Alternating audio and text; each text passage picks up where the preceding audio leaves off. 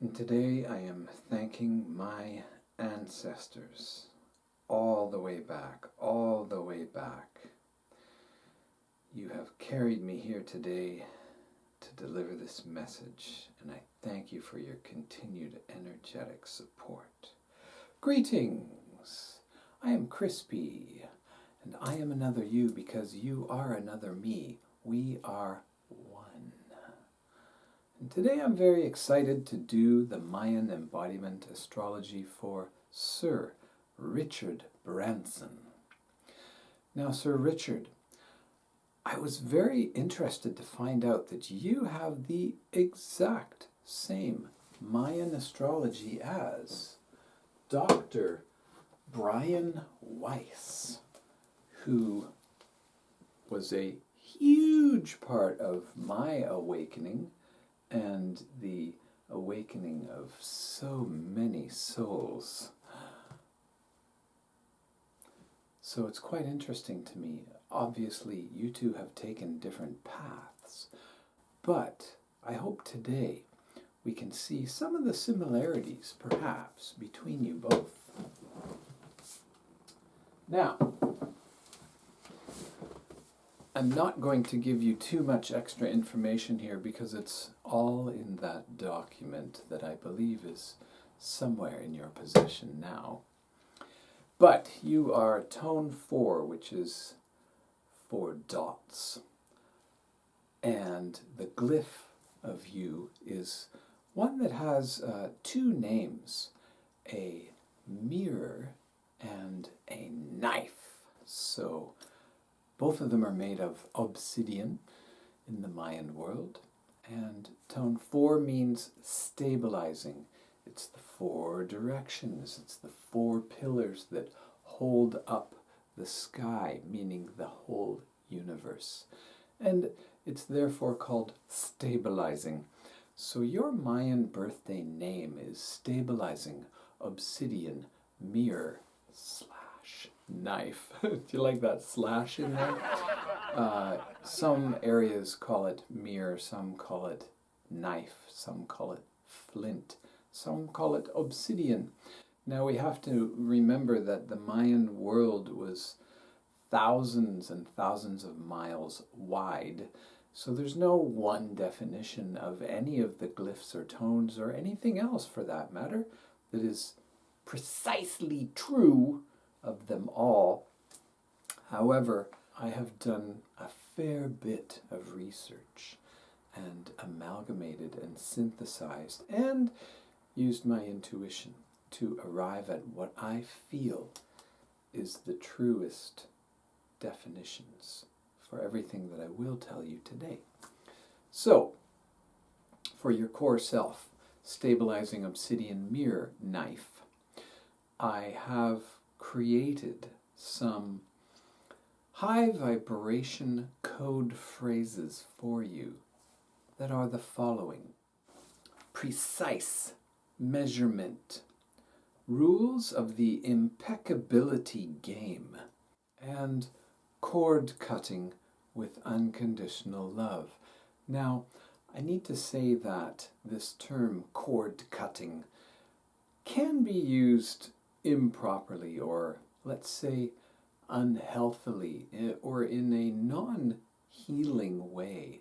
The only way to do it in a healing way is with unconditional love.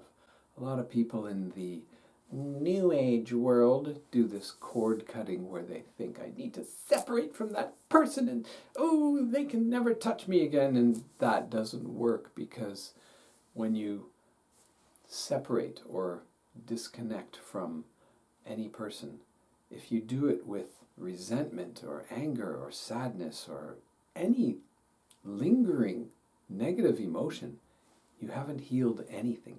In fact, you've probably made it worse. So, what the Pleiadians suggest is actually a cord removal and quickly salving with a spiritual, unconditional love from both parties, yourself and the other person. Then you take that cord and you So that is cord cutting with unconditional love. Now, we go through your 4 guides, which are actually part of you. They are definitely days on the Tzolk'in calendar. So the way it works is that your 4 guides are actually, here's you. Your 4 guides are 6 days before you were born and 8 days before you were born. And, of course, 6 days after you were born and 8 days after you were born. Now, that's a little bit hard to keep in your mind. So, like I said, the empowerment circle illustrates things much more clearly.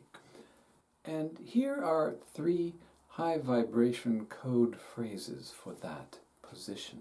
Sacred feminine protection.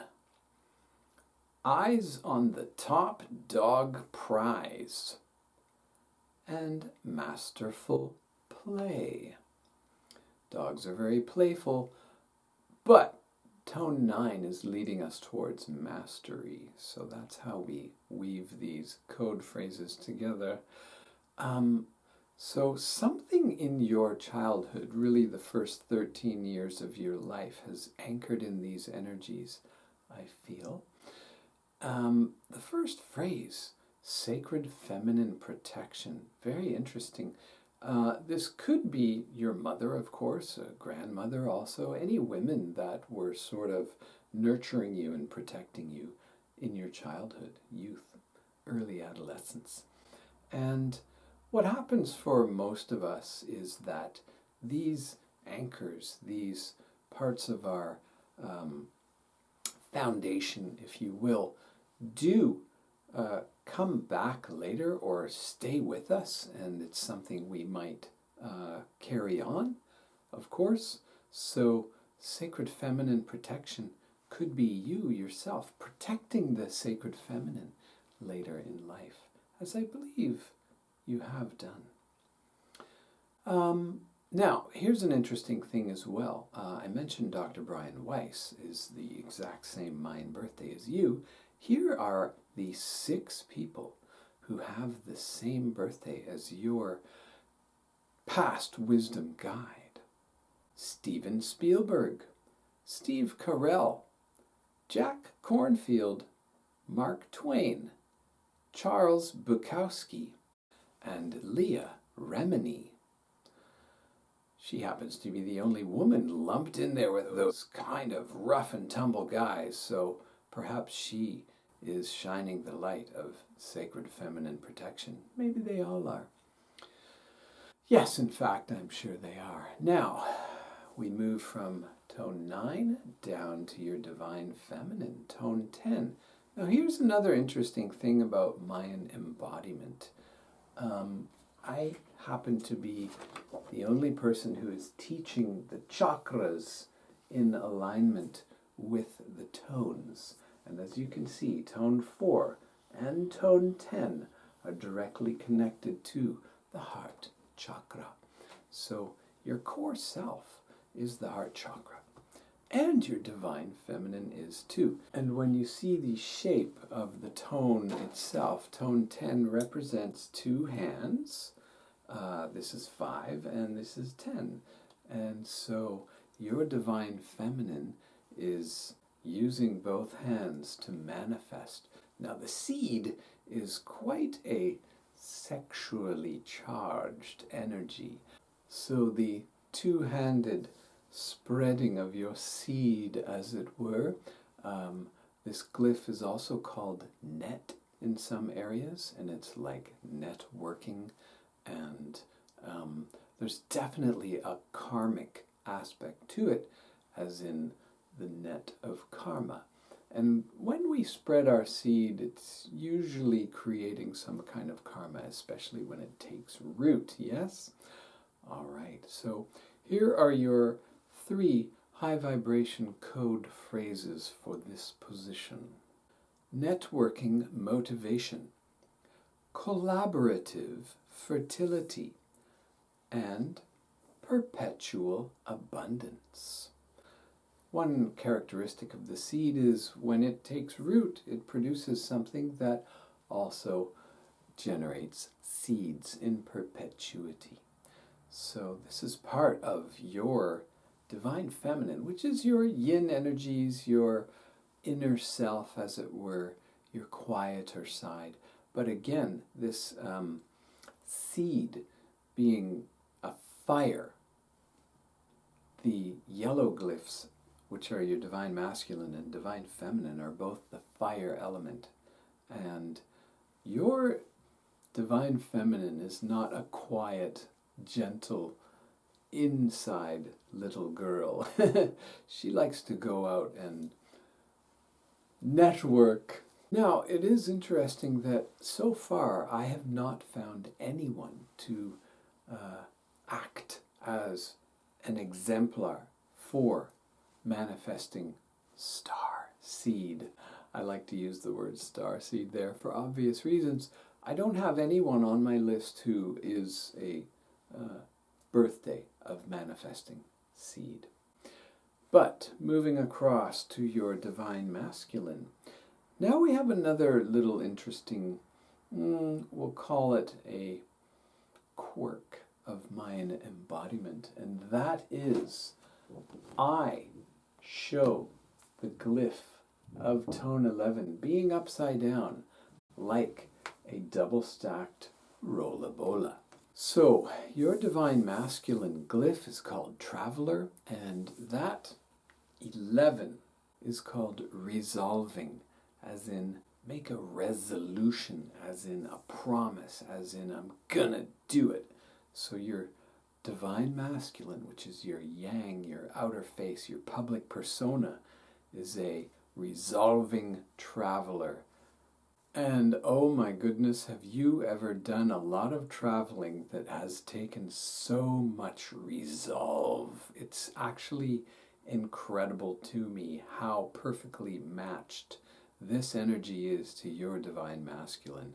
And I think really for a lot of us guys, we hang out more in our public face than especially in our private. But what I'm also finding is that we all need both. We need to harmonize them.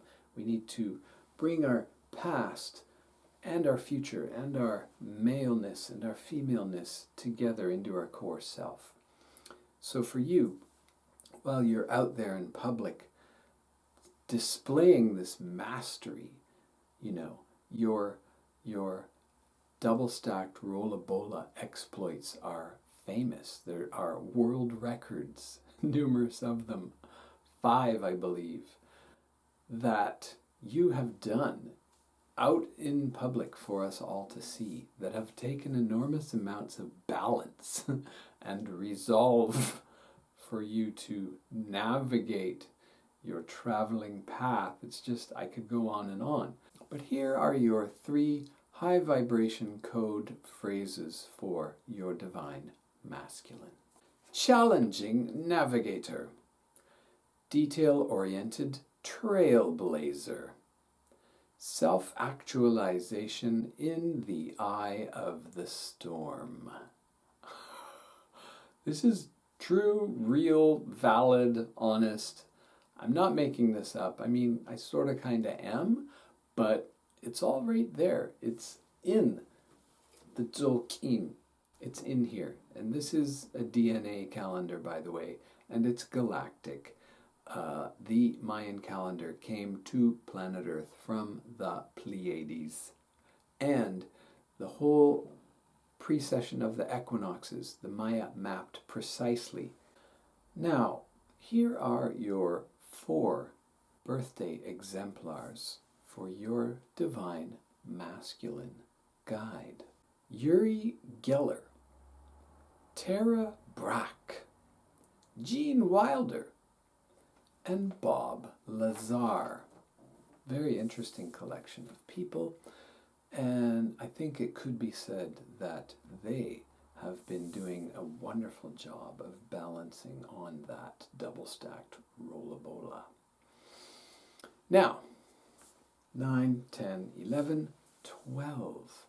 Your future vision guide is tone 12, called Understanding, of the glyph that is sometimes called death. I call it reincarnation because the Maya totally, completely believe in reincarnation. So your future vision guide is called Understanding Reincarnation. And I feel that somehow you already understand this. It adds to your divine masculine power of going out and doing anything that you imagined that maybe you couldn't do, so you needed to do these things because you already had an understanding of reincarnation and endlessness of your soul. This understanding of reincarnation provides fearlessness to your life, in my humble opinion. Now, here are your 3 high vibration code phrases for understanding reincarnation. Comprehending transformation. Cartography through the underworld. And understanding serenity. Now, after the age of 52, your future vision guide becomes more prominent, but this is, again, only for people who have cleared up their past dramas, we'll just call them. I call them shadow ego dramas. If you don't clear those up, you cannot have a clear path to your future vision guide, and a lot of people never really bring that energy in. And also, divine masculine, divine feminine, you need to bring those in, and I think you have done so, Sir Richard. I think you've done a remarkable job in your lifetime this time around. And I do know that you are in a position of understanding reincarnation and having this inner standing of serenity. I hope, sir, you are feeling this peace and calm and just contentment that nobody can take away from you. I really hope you own that. That is your destiny, and I feel it's happening for you. I'm very happy to have passed on this little bundle of vibration for you. So, as the Maya say, Een Lak'esh alakin, I'm another you, you are another me, we are one. Namaste.